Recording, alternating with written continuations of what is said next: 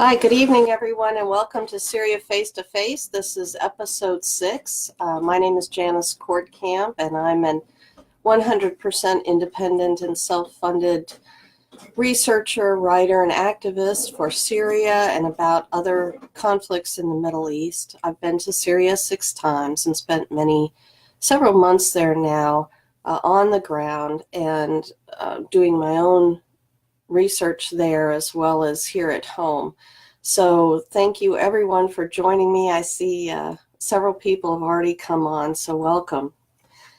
This is a tough talk tonight, and we'll just get right into it. Our topic tonight is saving the children of Syria, ? And this is something that every person who has a conscience is concerned about. The most innocent victims of war, and children in Syria, of course, have suffered indescribably, really. And we're going to talk about some of those dimensions tonight. In addition, I hope to provide you glimpses of hope and good news as well, so from experiences that I've had on the ground there. I'm going to refer sometimes to my notes, trying to keep this on track. In order to understand how the little ones have been, and the younger generation has been affected by the war in Syria, it's really important to step back and take a look at what the lives of children were like in Syria before the war. And the violence began in March 2011. President Bashar al-Assad, of course, has been in power since the year 2000. So there were, a solid 10 years there of life before this war, just under this particular leader. So we're going to take a few minutes and look at what Syria was like as a country before the war began. And this is very important to our topic tonight. And welcome everyone. I see a lot of friends there. Thank you so much. I'm going to try not to get emotional. This is like I said, an emotional topic. Gosh, I'm already getting a little emotional. I just want to present facts and my experiences and give you some information that you can use to make your own opinions and take your own stand and think for yourself about this topic. I'm going to start actually with a story that didn't happen in Syria, of an interaction. Sid and I were attending an event for internationals in the local area here. It wasn't anything great or grand, it was very simple actually, and humble and down to earth, and we were having a great time.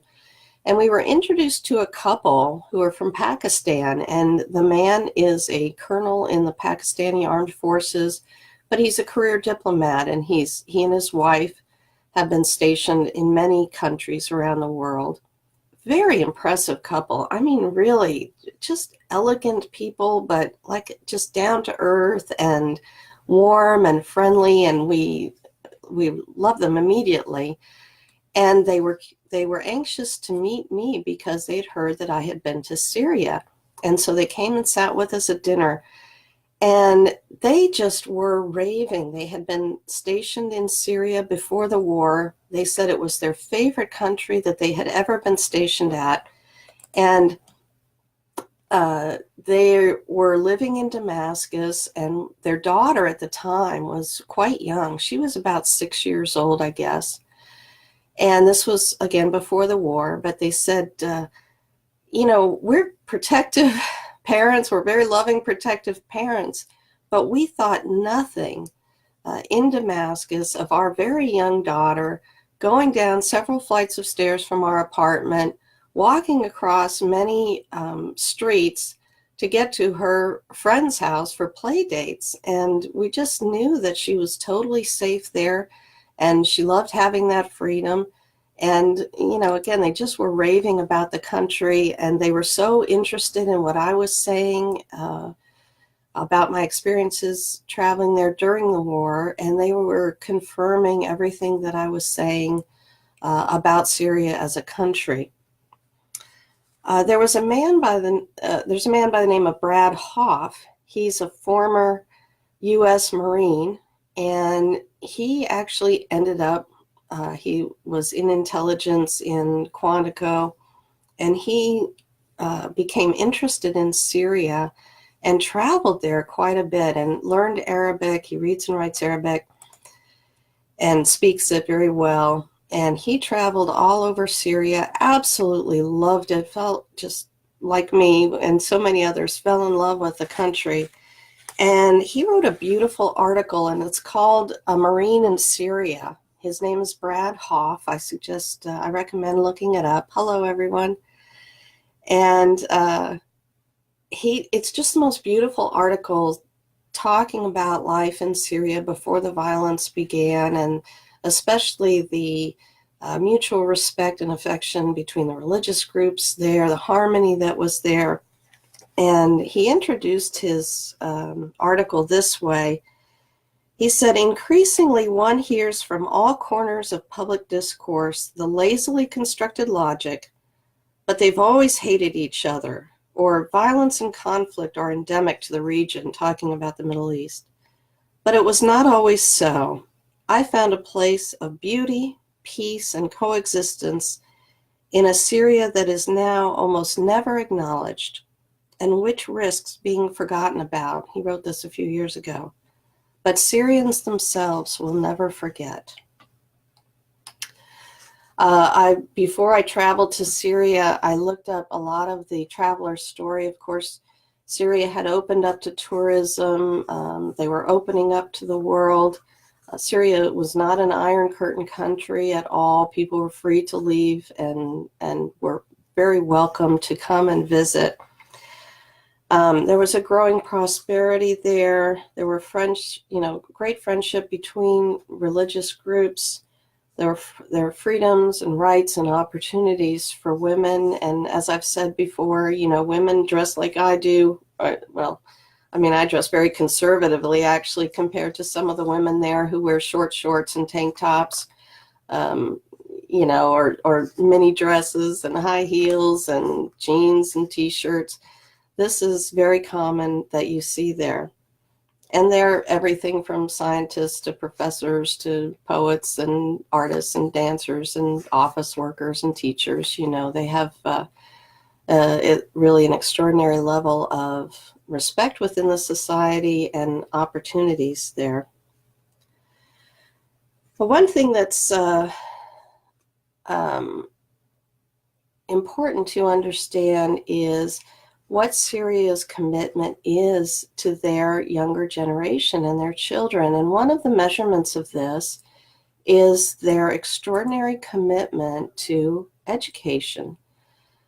For example, Syria before the war was investing about 16 to 17% of its GDP on education, and they were rapidly improving their education system.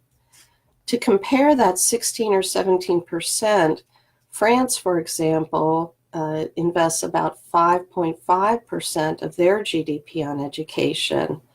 Pakistan is a very sad, I love Pakistan actually, but it's very sad, 0.25%. So 0.25% of Pakistan's GDP, they invest in their education system. But Syria was putting in 16 to 17% of their GDP into education. And, and that includes universities as well. So in Syria, all children were required to go to school up through a certain grade. But then if they wanted to go to college and were getting good enough grades and got the right grades on the tests, they could go to college for free, to university, and get their degrees. And even advanced degrees like becoming a doctor might cost them about $200 US equivalent. So this was a huge push to really invest in their younger generation and educate their population. And it was very successful. They had achieved an almost 100% literacy rate before the war. Travelers going to Syria, like I said, were raving about it. I saw a video, one guy, he's an American, he went to Syria before the war, and he's sitting in a bar having a cold beer and just saying, this is paradise, this place. I read one article from a couple that rode horses throughout Syria in 2009. I think it was a fabulous article, but it's kind of disappeared off the internet. I'm trying to find it. Charlie Rose went to Syria many times and said that all roads were leading to Damascus, that any company wanting to do business in the Middle East was heading to Damascus to do business in Syria. And what is most germane to our discussion tonight that is never reported on our mainstream media is that Syria was named by Gallup polls in 2010 as the 5th safest country in the entire world. The 5th safest country in the world, Syria, in 2010. It went in 2012 to be known as the most dangerous country in the world. What a tragedy. So Syria went from growing in prosperity, opportunities and freedoms for women, a wonderful harmony between religious groups, and being the 5th safest country in the world. All that changed in March 2011 when the violence broke out. Of course, the U.S., we're actually seeing this before our eyes in Venezuela right now. That's a topic for a different day. But how the CIA and State Department have been working with opposition groups to create rebellion and create a revolution there and to overthrow the government. Well, that's what we had been doing in Syria since the mid-2000s. And I have a whole timeline that specify, is a timeline of verification on what I'm saying. But basically, the U.S. and our allies, which would be the UK, France, Israel, Saudi Arabia, Qatar, and Turkey, working with the Muslim Brotherhood, and basically, religious fundamentalists and extremists who had been infected by Saudi Arabian teaching, their Wahhabism. And this is a very intolerant form of Islam. Really, I consider it more of a cult. And, this is who the CIA and State Department were working with and our allies to create a revolution, to foment revolution there, to arm these so-called rebels, and to try to take control over secular and safe, women empowering Syria, and literally put it in the hands of the Muslim Brotherhood and religious fundamentalists and create an Islamist state instead of secular Syria. This was actually the plan. And mainstream media went along with it with total enthusiasm. They were absolutely blind to what was really going on there, and just listening to reports from certain activists. They do this now with the white helmets in the last couple of years. And what the State Department and CIA were telling them to say. This is basically the news that we were getting and still are getting in the mainstream media. But I'm going to talk about reality on the ground there. Mahran, I will talk about the Syrian army, but I'm going to devote a whole episode to that. I love the Syrian army. They're really the heroes of the world, and we will honor them appropriately in an episode of their own. We're going to talk about how life has changed for children in Syria over the war, and some of the ways, some of the dimensions that this has occurred in. Let me get a breath. First, let me just say, we tend to look at statistics of deaths, for example, as a measurement of the effects of war, and it's a valid measurement. But war affects every aspect, every dimension of life in a country. And so we're going to talk more about those less, perhaps, obvious, or the ones that are less discussed in the West than just the deaths and the horrific deaths and destructions and injuries. They're getting numbers, accurate numbers in a war situation, honestly, is very difficult. And there can be so much chaos and false information that I will only give what I think are general estimates of numbers of deaths of children during the almost 8 years of war now in Syria. Based on the fact that, thousands died in many areas, both from the terrorist attacks against civilians and, the response of the Syrian government in fighting those terrorist groups. I mean, the Syrian government, the Syrian army, have been fighting hundreds of thousands of terrorists, and I don't know the actual number, but at a minimum it has to be 200,000, and it could be much higher than that. And many of those fighters came in across the over the borders from Turkey especially, but also Jordan, and they are known to have come from over 80 other countries. I mean, these guys streamed in to do what they call jihad.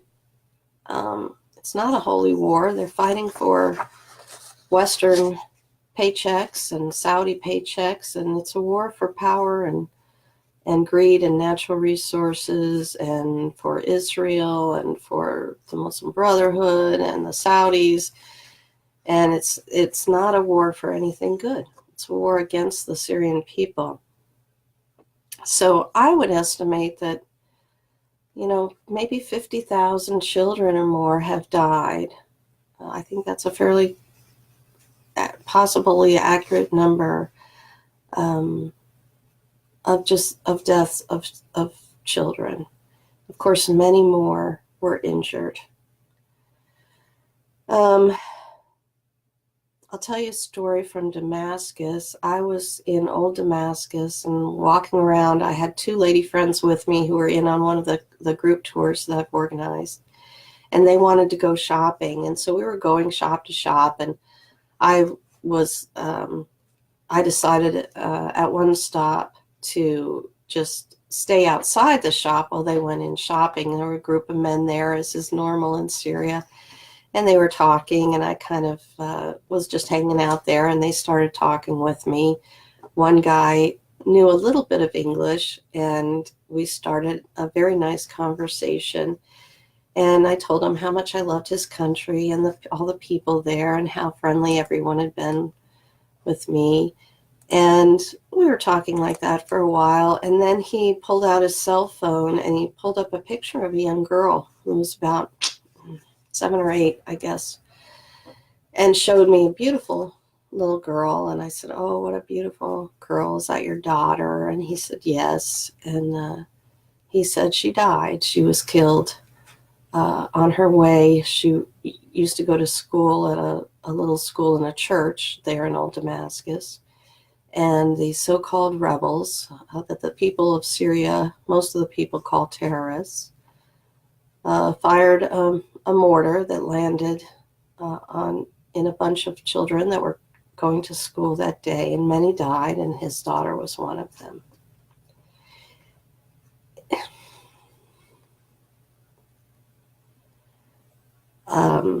Many children have been permanently injured, have lost limbs. Mortars especially are filled with shrapnel, and the terrorists would fire them into civilian areas. And if they don't kill you, they can easily slice off limbs, your your arms and legs, and of course other bombs do that as well. So there are many children now who are permanently injured physically from the war. In addition to children dying, of course, there are the orphans that have been created because of the war. So children who had father and mother before the war, many of them lost both, but a huge number have lost their fathers, and the fathers who were fighting in the Syrian army against the terrorist groups. Children of these so-called rebel fighters. The Syrian army has been very effective in fighting these terrorist groups, and they've killed many terrorists. And those terrorists had children as well, and those children now don't have fathers. And this is going to create a huge problem in Syrian society, because Syria, really, the whole foundation of society is the family, both the nuclear and the extended family. And people spend time with their families, and this is something that I really appreciate about the culture there. They're forever going to each other's homes for coffee and meals and just to catch up and talk. And, this family structure is just the keystone of the society. And now for so many families, so many wives to be widows and children to lose their fathers is devastating to the society. At the same time, that also is a strength because, although there are orphanages in Syria, many of the children are in fact cared for by their extended family. So they go to live with auntie or cousin or what have you, if something has happened to their parents. And this, has helped quite a bit. You have another kind of orphan, though, that I'll be talking a little bit more of later, and that's when you have all these foreign fighters and many of the Syrian so-called rebels themselves. They had taken many women as temporary wives or sex slaves or wives, had many children with them, and typically, a lot of times have abandoned them. And some of these women, they don't even really know the country that the father of their children came from, because a lot of those guys went to Idlib when they had the opportunity and just left their families behind. So that's a whole different kind of orphan situation that's has never been seen before, in recent history in Syria. Then, of course, you have the displaced persons, and you have both the refugees and you have the internally displaced people. Few people had heard or understood that most of the people who had been displaced during the war remained in Syria, and of course, and again, they were free to leave. The Syrian government does not prohibit these people from leaving. So with all those streams of refugees you saw, and all of these refugee camps that have so many people in them, just know that the same is true inside of Syria. And they were caring for at least half, really it's estimated more like 2/3 of the displaced people from the war were taken care of in Syria. I want everyone to just take a moment and stop and think and realize that from the year 2000 to 2011, when the violence began, there were no rivers of refugees leaving Syria. There were no refugee camps in Jordan and Lebanon and Turkey. There was no refugee crisis of people fleeing Syria for the 10, almost 11 years under President Bashar al-Assad before the war began. It was the war that drove those people out. And they each have their own personal story. But it is the war against Syria that created the refugee problem. it wasn't Syria that created the refugee problem. Syria didn't have streams of refugees leaving the country before the war began. So I hope that makes sense for people.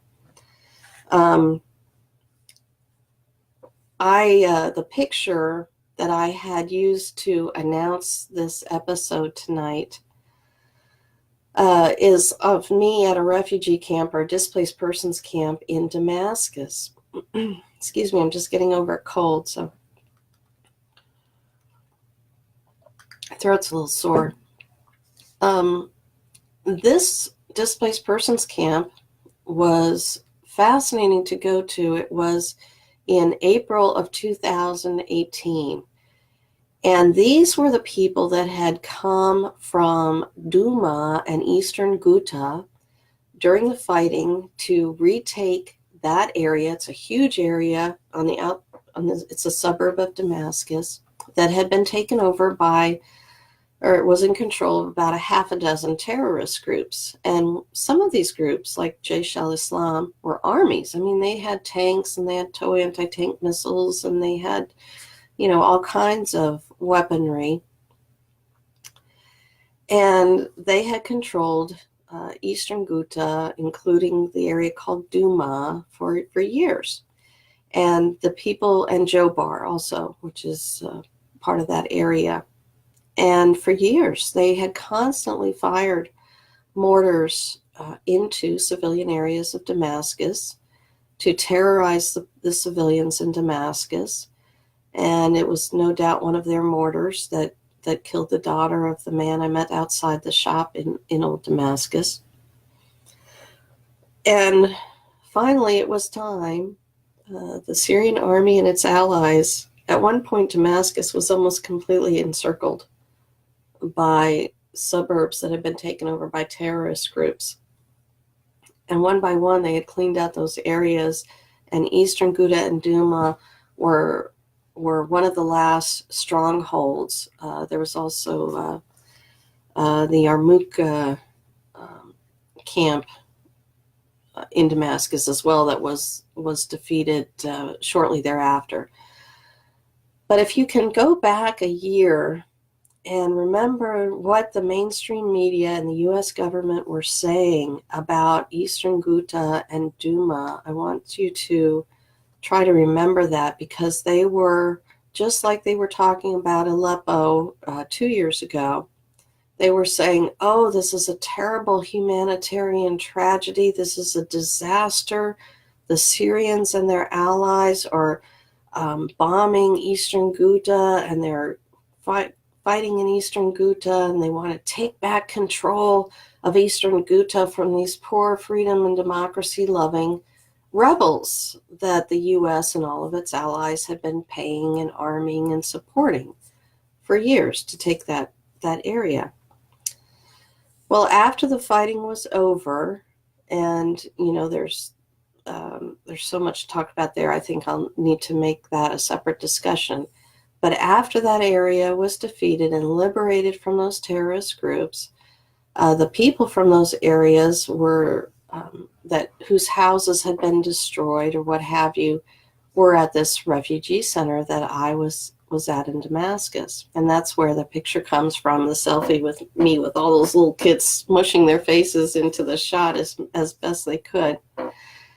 And at the refugee center, those kids, those families were getting very healthy meals, homemade meals by a group of people there that were making these big, huge pots of chickpeas and, just homemade meals. They had, the food there looked to be actually quite delicious and wholesome. They were getting medical care. They were getting, the children were getting educated. They had set up a school inside the refugee camp. Now, I had talked before that the kids in Syria, everyone had to go to school, and there was 100% literacy rate, and they were improving their education system and really committed and devoted to having an excellent quality education system. Well, as areas like eastern Ghouta and Duma were taken over by these various terrorist rebel groups, Almost always the kids stop going to school. The so-called rebels do not prioritize education unless it's religious indoctrination. And oftentimes girls are not allowed to attend school at all. There are certain subjects that are strictly forbidden. So other languages, the arts, science, even math, basically the schools in the so-called rebel areas were just religious brainwashing, really, schools. Sometimes, in many areas, the schools for boys were actually jihadist schools. And the young boys, very young, would be sent to jihadi school, literally to learn to shoot, to kill, to hate, and to be the terrorists of the future. And this happened in many areas. So as areas are liberated, one of the very first things that happens is the schools are rebuilt and the kids go back to school and the teachers come back. And sometimes these kids have gone years without education. So you can have a kid that's 10 years old that might be reading at a 5-year-old level. They don't even know how to read. And so these teachers are dealing with this huge disparity of skills and education level. In Eastern Ghouta, it was interesting. A very brave group of ladies was actually holding an underground school in a tunnel and secretly teaching some children there. Very, very dangerous for them to do that. But the kids that went to that little school were, somewhat on par with the peers of their ages. Throughout the course of the war, any time in government-held areas of Syria, oftentimes schools did double shifts. So you actually did a whole day of school for one group of kids, and then you did another whole day of school for another group of kids in the same 24-hour period. They were doing everything they could to maintain the standards of education there. In Syria, they have a saying, someone who teaches you a letter, oh crap, I lost it. It's a saying of honor for teachers, that anyone who teaches you becomes, you're indebted to them. And all over Syria, what I've seen is a great honoring and gratitude of teachers and professors, highly respected in the society. And, I shift back here to where teachers are often the least paid, and, parents maybe are so focused on criticizing and what have you. But over there, they are just one of the top professions for people's respect. And I really appreciate that. So we've talked so far about deaths and injuries. We've talked about children becoming orphaned. We've talked about them becoming displaced. Of course, many of them lost their homes, or as areas were taken over by terrorists, many times most of the civilians would leave those areas. They didn't want to live in areas that were not like Syria at all, but had been put under a harsh, very intolerant and violent form of Sharia law. Religious minorities were pushed out of the areas. Oftentimes, religious minorities were outright, targeted for massacres and genocide, kidnapping, those kinds of crimes. So as these rebel terrorists would take over areas, a lot of the people would leave those areas. Talking briefly about the refugees, many of the refugees that you see in the camps are women and children. I think in the camp in Turkey, I think the UN put the number at like 78% were women and children. And oftentimes these were families of the rebel terrorists. So the rebel terrorists were fighting against the government, and they were sending their families outside of the country. And that's who ended up being a lot of the refugees there. Also, young men fleeing, not wanting to fight for either side. And then there are the people that are fleeing literally, the fact that their house just got bombed, or their business just got destroyed, or, their family was just killed, or they don't have jobs. We'll talk about sanctions in a minute. So each person who left Syria has their own story. But just know that a lot of the people in those refugee camps literally are the families and relations of men who were part of these terrorist rebel groups. All these groups have committed terrible atrocities against civilians. They all share the same basic ideology of wanting to change secular, women empowering, education prioritizing Syria into an Islamist,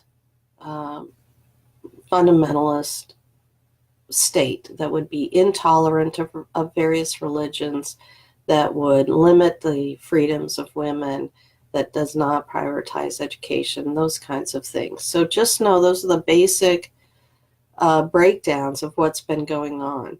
This is why I typically call it, you have the fight between civilization and barbarism.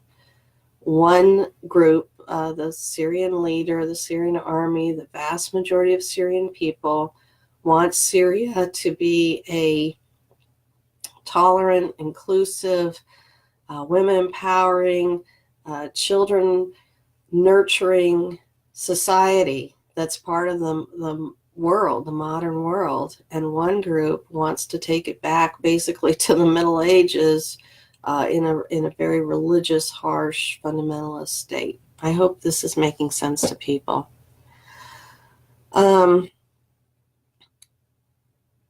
In addition to the deaths and the injuries and the displacement, being made orphans, etc., you also have the deprivation of war. So whereas Syria before the war, like I said, was growing in prosperity, before the war, the Syrian pound, they call it the lira, was worth, it was 50 Syrian lira equaled $1. And throughout the war, I mean, it varies. It's been as high as 700 and something. But basically, it was 10 times worse. So you went from 50 to 1 to 500 to 1, just to make it easier for people's minds. In Syria, people could live before the war very comfortably on a typical salary of $50 to $100 a month. Actually, if you owned your home, if you were in a village, you could literally a family could live on $50 or $100 a month. But now, because of the U.S. sanctions against the country that started in the middle 2000s and just keep getting worse and worse, those salaries have stayed the same. So a teacher, for example, might make $50 a month, but prices have gone up 10 times. So you can imagine how brutal that has been to people who, before the war, were eating, good food, good healthy food. During the war, they were having trouble buying bread, which is very cheap there. And so the government was subsidizing that, and, it was dirt cheap, basically, to buy bread. And still, that was difficult for people to afford. And that is all the result of U.S. economic sanctions against Syria as a country that really has in many ways, devastated that economy. I'll talk a little bit more about that, how that kind of affects the people of Syria. But I just want to talk about deprivation there for a minute. So the children who were living in a very comfortable country with good food, etc., all of a sudden, because of the war, there were times when power was completely out. Gas and oil for heating and cooking, for vehicles, of course, but people use it for heating and cooking, was very difficult to get. And actually it's still very difficult. There are people who have been freezing to death because they couldn't get heating fuel over this winter, which has been a very harsh winter. And that's a result of many issues, but it's because of the war. It's ultimately because of the economic sanctions that were put on the country that people have had to suffer this deprivation.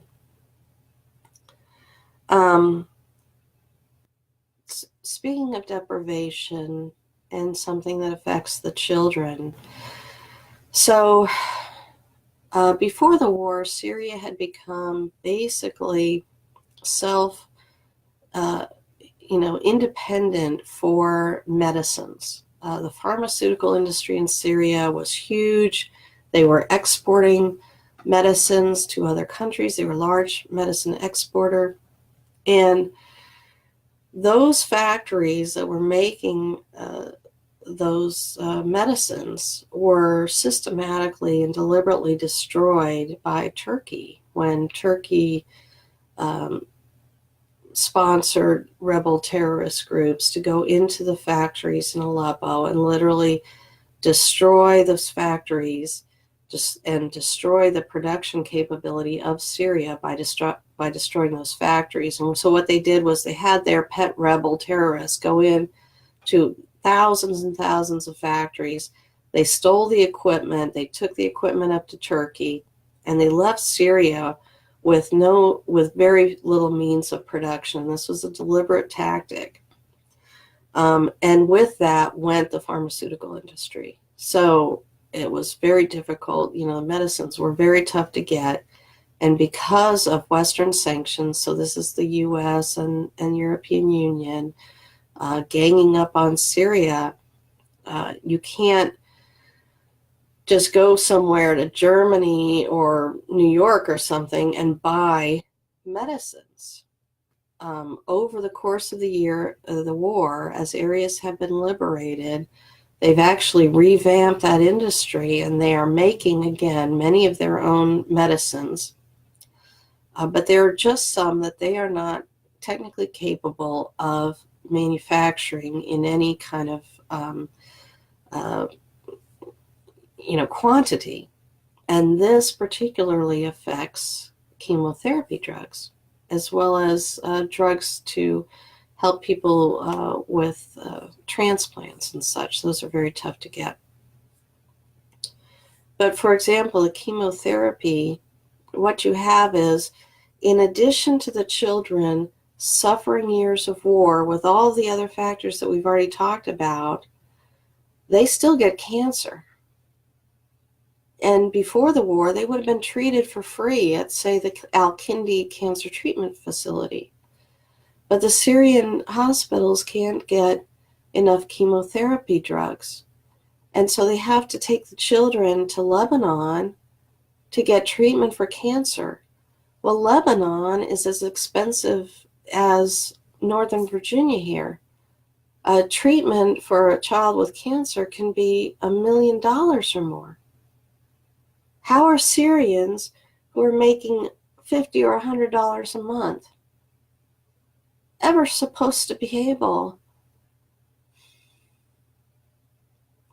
to get their children treated for cancer in Lebanon?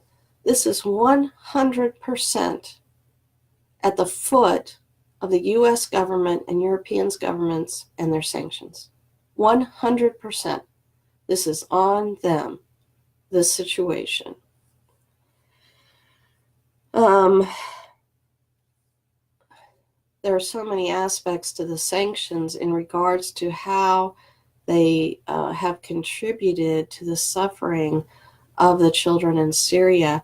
Even now, in our Senate, they just pushed through a bill to make sanctions against Syria even worse. They affect every aspect of life there, and really are the major contributor to why Syria cannot rebuild as quickly as they could otherwise. It's very difficult to get international investment because what happens is the U.S. calls for sanctions against a country, and they'll say to any other country that wants to not participate in those sanctions, they'll say, if you don't sanction Syria, we're going to sanction you too. And so it's basically this blackmailing, this bullying of all the other countries, so that the other countries will have sanctions against Syria as well. And countries like China and Russia, who tell the U.S., oh, go piss off, we're going to sell wherever we want to sell, you don't control us. Now they're getting sanctioned and punished. And this is a lot of the Russophobia and the attacks against Russia have to do with their support of Syria during the war, and China as well. One of the harshest, I've got to start winding this down, one of the most brutal aspects of how damaging the war has been to the children of Syria has to do with the two aspects are sex trafficking and organ trafficking. And this is a tough topic because recent estimates that were presented to the UN by a panel of investigators show that about 18,000 children have been used as, illegally to steal their organs. The children were taken to Turkey, their organs removed, primarily for these rebel terrorist fighters, for surgeries for them, but also to sell. So these children who lived in the fifth safest country in the world are now getting kidnapped, taken to Turkey, and having their organs removed and sold. This is all because of the war against Syria.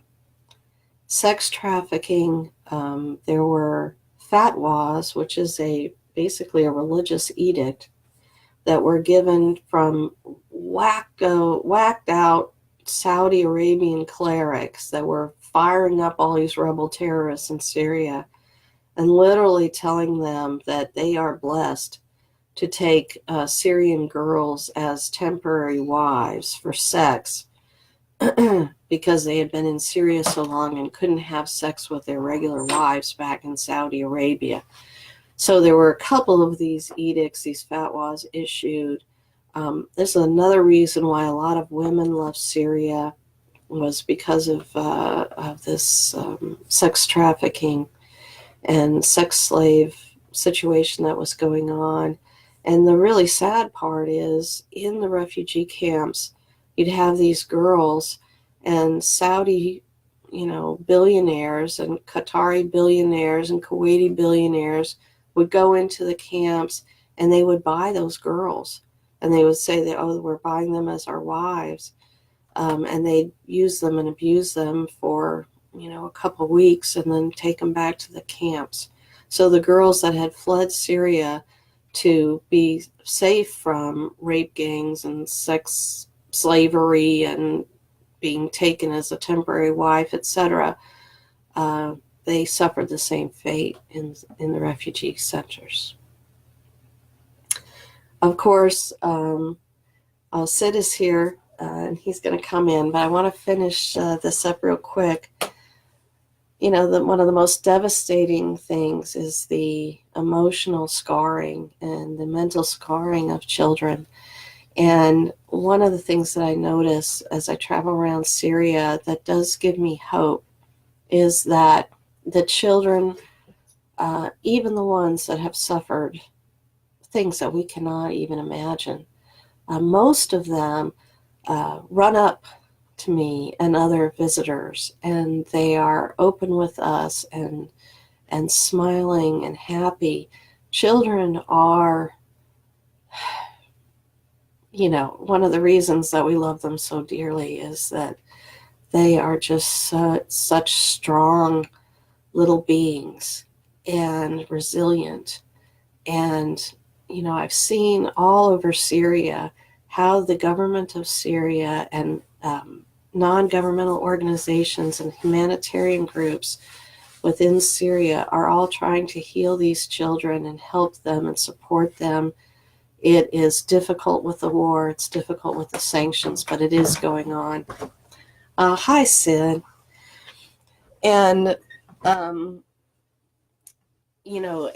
finally, one of the emotional traumas is a loss of dreams.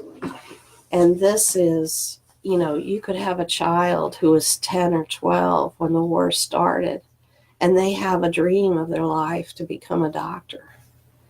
So let's say they were 12 or 13 and they had this dream to become a doctor or scientist, but they end up having to join the army 6 years later after having suffered throughout 6 years of war as a child. Maybe they join the army. I've met several young fellows this way, and maybe they get killed in the army. Young girls that want to have a wonderful, want to get married and have a family as well as a career. There aren't as many men left. Many of them have lost their sweethearts, their fiancés. Many young girls have lost their husbands. So what I'm trying to make people understand is war has costs that are unacceptable. To any human being, they should be unacceptable.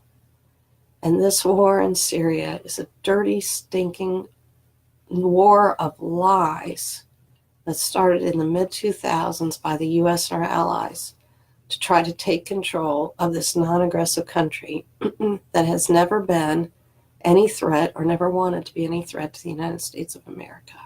And this is one of the reasons I'm so passionate about it. So to end our evening tonight on a little bit more hopeful and happier note. Take a breath. My husband, Sid. Hi, Sid. Hello, take a breath. Thank you. I'm breathing. She's breathing. My dear,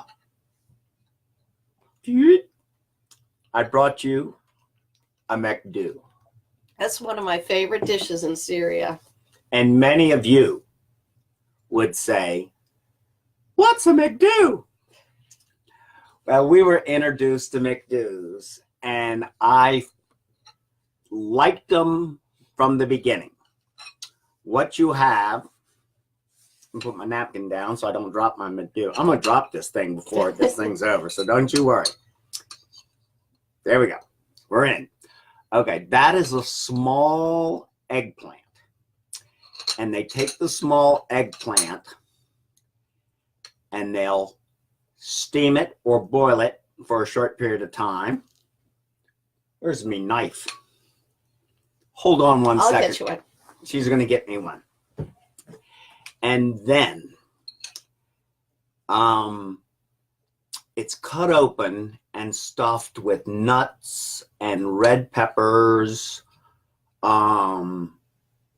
It's got other spices in it, and then it's marinated in olive oil or pickled in olive oil. And the beauty of McDo's, they will vary in terms of what goes in them. They will vary in terms of how long they're steamed or boiled prior to stuffing. Some McDo's are very soft, and you can take that beautiful bread and you just kind of, as you squeeze it into the bread, it mushes. Let me see if we can get a cross section here.